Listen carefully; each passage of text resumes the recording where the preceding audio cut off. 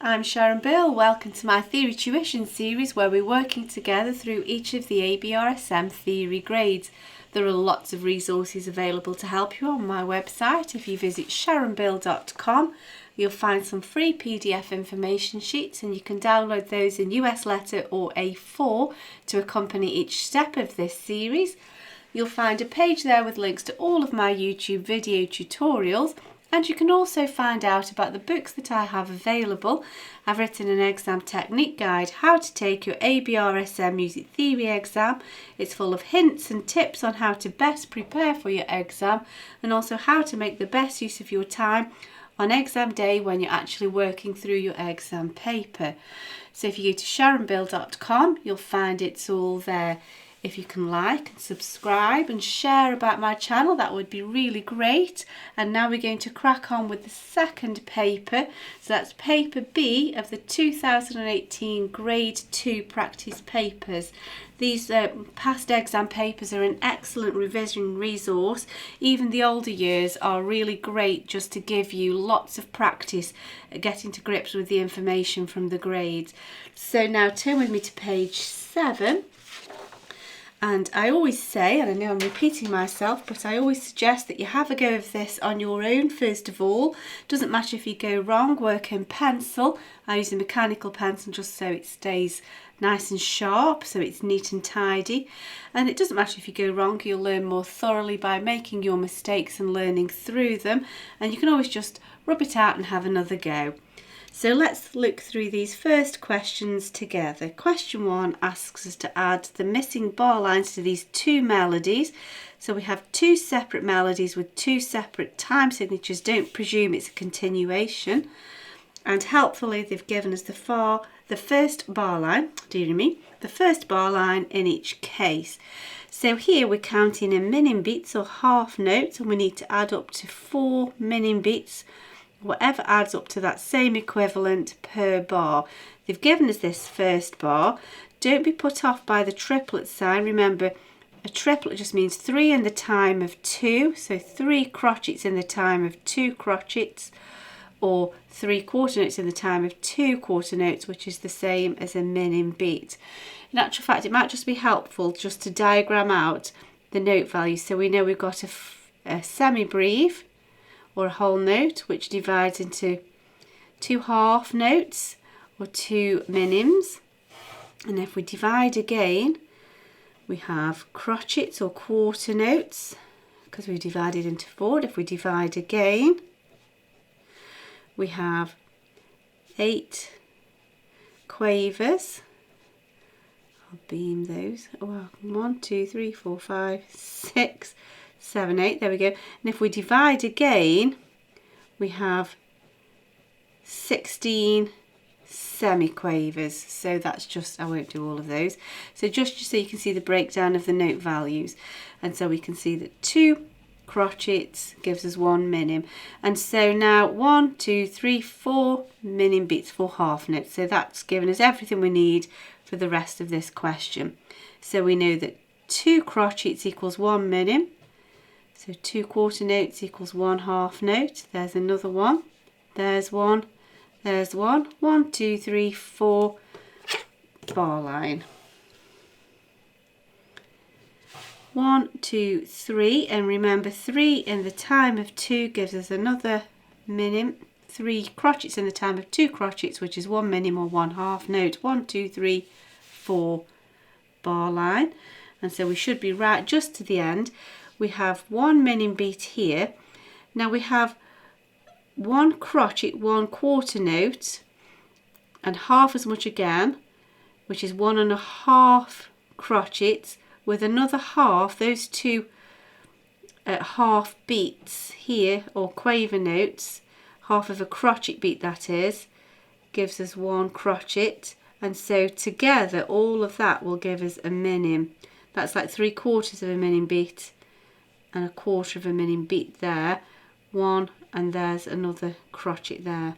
So 1, 2, and then of course this will divide into 2 minims, 2 half notes. So 3, 4, we know that's correct.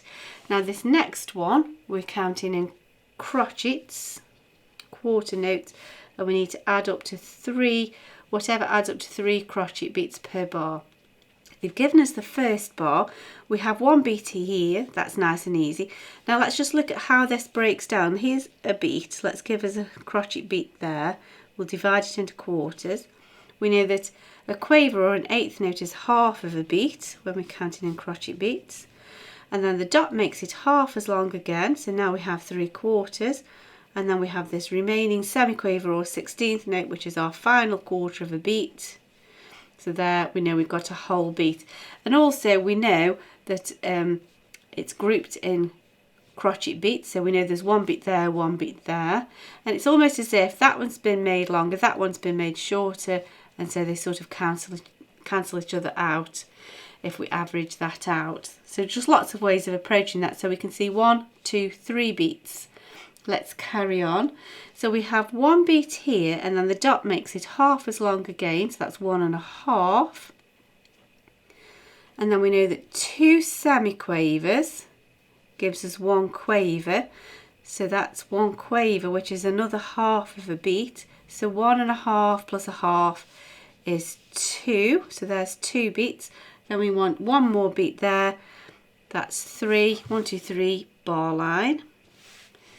2 quavers make a crochet, or you could say 2 eighth notes make a quarter note, 1 beat, 2 beats, and then we've already done the maths for this here. We have 3 quarters and a quarter, and we know that gives us 1 beat overall. So 1, 2, 3, bar line, 1, 2. Now we have 4 semiquavers, and we know that 1 crochet divides into 2 quavers, which divides into 4 semiquavers. Just show that again. 1 crochet, 2 quavers, 4 semiquavers. So we know that all of that gives us an extra beat. Well, gives us a beat, not an extra one. 1, 2, 3, bar line. And this last bar should work out, and then we'll know we've not gone wrong. We have 1 beat here. A dot after a note makes it half as long again, 1.5. We know that 2 semiquavers give us 1 quaver, which is another half of a beat. So 1, 2, 3, bar line. Excellent. There we go. Let's move on to the next question. So we're moving from note values and time signatures to key signatures, and we're going to be jumping between major and minor related keys. So there's nothing for it but just to do a bit of revision to get to grips with those key signatures. Now we need to add the correct clef, and we need to add any accidentals to make the tonic triads below. Don't use key signatures. However, we will need to bear in mind what the key signature would be and apply any necessary accidentals as appropriate. So of course, A major must begin on an A. The tonic must be A. And for that to be the case, this must be treble clef. There's middle C, B, A. We've got A, C, E, first, third, fifth.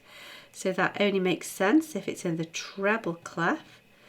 So we know we've got notes A, C and E. Now A major has a key signature of F, C, G sharps. So there should be a C sharp, and so because there's no key signature, the only one that will apply is the C sharp, which needs an accidental to make that correct. There we go. So now the next one, for this to be F major, the tonic, the bottom of the triad must be F, of course, and that can only be so if this is in the bass clef. So that we have F, A, C in the correct notation. Now F major has a key signature of B flat. We have notes F, A, C. There is no B in the triad to flatten, and so we don't put any accidentals. If it was a key signature, we'd have to put a B flat there, but the B flat doesn't apply here, so we just skip on to the next part. Now for this to be E minor, we need the tonic to be an E. That would be bass clef. Then we have an E, a G and a B. Now E minor is related to G major, which would have a key signature of F sharps. We have an E, a G and a B. There is no F to sharpen, and so we have no accidental to add. Moving on. So now this is D minor. For that to be so, this bottom note needs to be a D, and that will only be so if we're in the treble clef. So we have the notes here, D, F, A. Now D minor is related to F major, which has a key signature of B flats. We have a D, an F and A. There is no B to flatten, and so the accidental doesn't apply. And the last one, for this to be C major, that would be middle C in the treble clef. And C major has a key signature of nothing, and so there's nothing to add whether it would fit or not. There's no key signature to think of. So there we go. That's that question completed. I do hope this is helpful to you. I hope that you're enjoying it. I'm certainly enjoying working through it with you. If you can give me a like, that would be really fab. And please do subscribe to my channel to keep updated. There's lots more in store. Please also do visit sharonbale.com and have a browse around all of the resource and information that's available there to help you. Thanks for watching, and I'll see you next time. Bye.